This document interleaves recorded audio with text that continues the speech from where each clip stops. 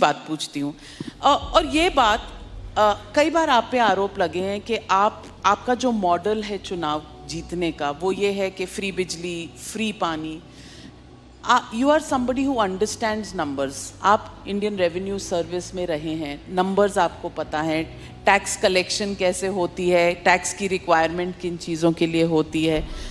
क्या ये फ्री के जो पॉपुलिस्ट बांटने की इलेक्शंस के दौरान जो ये एक आदत सी पॉलिटिकल पार्टीज़ में बन गई है, क्या ये लॉन्ग टर्म सस्टेनेबल है? क्या ये गुड पॉलिटिक्स है?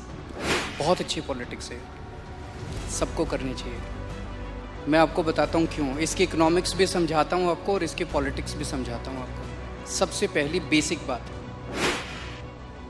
इन सारे मंत्रियों को और इन सारे एमएलएज को बिजली फ्री मिलती है। इनको जब बिजली फ्री मिलती है तो उसको फ्री भी नहीं बोलते, और जब जनता को, इनको 4-4 हज़ार यूनिट बिजली फ्री मिलती है महीने की, और मैं जनता को 200 यूनिट फ्री बिजली देता हूं, तो इनको सबको तकलीफ होती है। क्यों? अगर इन मंत्रियों को जो फैसिलिटी मिलती है मैं अपनी जनता को देना चाहता हूं, तो इनको क्यों तकलीफ होती है? इन सारे मंत्रियों को और एमएलएज और एमपीज़ का सारा इलाज का खर्चा फ्री है। कोई बीमार हो जाए इनके घर का सारा फ्री है। तो अगर मैंने अपने दिल्ली के लोगों का इलाज फ्री कर दिया तो इनको क्यों तकलीफ होती है? जो जो चीज़ें इन मंत्रियों को और इन संतरियों को मिलती है मैं अपने लोगों को देना चाहता हूँ, नंबर 1। दूसरी चीज़, अगर मैं, एक समय था जब मैंने सुना था कि राजनीति के अंदर एक समय था जब फ्री बांटते थे, और फ्री बांटने का पैसा कहाँ से आता था? सरकार लोन लेती थी और लोन लेके उस पैसे से फ्री बांटते थे। That is not good economics.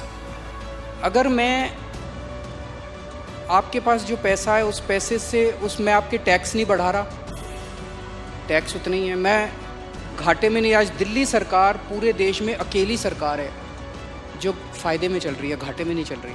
CAG की रिपोर्ट है 2019 की, उस रिपोर्ट में लिखा है हमारी सरकार बनने के पहले दिल्ली सरकार घाटे में चलती थी। हमारी सरकार बनने से तब से लेके आज तक दिल्ली सरकार अकेली सरकार है पूरे देश के अंदर जो फ़ायदे में चल रही है। मैं सरकार फ़ायदे में चला रहा हूँ, मैं कोई नया टैक्स नहीं लगा रहा, मैं कोई लोन नहीं ले रहा। अगर मैंने करप्शन ख़त्म करके, पैसा बचा के लोगों को अगर सुविधाएं दे दी तो क्या बुरी बात की? तो दिस इज़ गुड इकोनॉमिक्स। और तीसरी चीज़, पर ये मिरेकल होता कैसे? मैं एक छोटा सा एग्जांपल देता हूँ। जैसे ये फ्री दवाइयों वाला कैसे सिलसिला चालू हुआ, ये बड़ा इंटरेस्टिंग है। हमने एक फ्लाईओवर बनवाया, उस फ्लाईओवर की 325 करोड़ रुपए की एस्टिमेटेड कॉस्ट थी, वो शायद 200-250 करोड़ रुपए में बन गया, तो 125 करोड़ रुपए उसमें बच गए। कैबिनेट मीटिंग चल रही थी, हम लोग डिस्कस कर रहे थे, तो पता चला कि ये 125 करोड़ रुपए बच गए। हम ये डिस्कस कर रहे थे इस पैसे को कहाँ इस्तेमाल करें। तो मैंने कहा अगर हम सबका इलाज फ्री करना चाहें तो कितना खर्चा आएगा? So after 2-3 days they got back to me, they said 300-350 crore. So मैंने कहा ठीक है, इतना तो हम फ्लाईओवर बनाने में ही बचा लेंगे, इतना का पैसा। तो अगर मैंने फ्लाईओवर बचा के लोगों का इलाज फ्री कर दिया तो क्या बुराई है?